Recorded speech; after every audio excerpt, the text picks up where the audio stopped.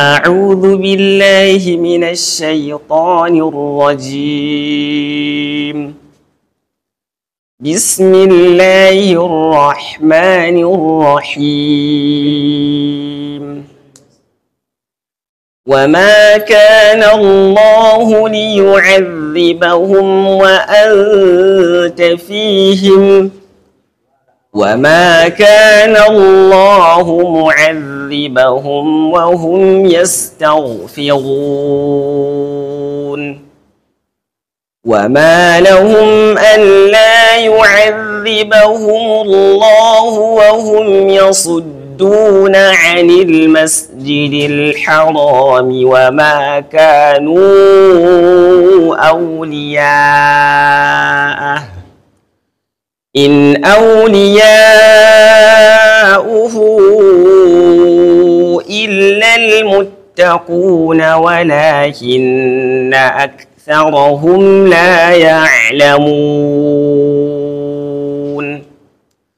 وما كان صلاتهم عند البيت إلا مكاء وتصدية فذوقوا العذاب بما كنتم تكفرون.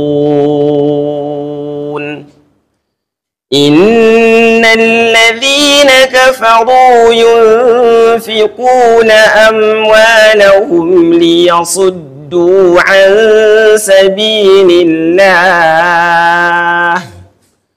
فسينفقونها ثم تكون عليهم حسرة ثم يغلبون والذين كفروا إلى جهنم يحشرون.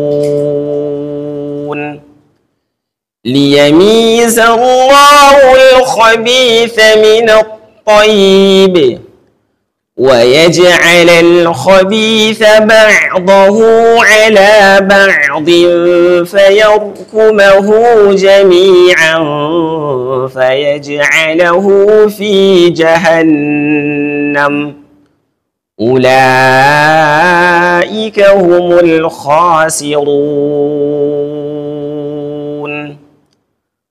قل للذين كفروا إن ينتهوا يغفر لهم ما قد سلف وإن يعودوا فقد مضت سنة الأولين. وقاتلوهم حتى لا تكون فتنة ويكون الدين كله لله فإن انتهوا فإن الله بما يعملون بصير. وإن تولوا فاعلموا أن الله مولاكم نعم المولى ونعم النصير. صدق الله العظيم.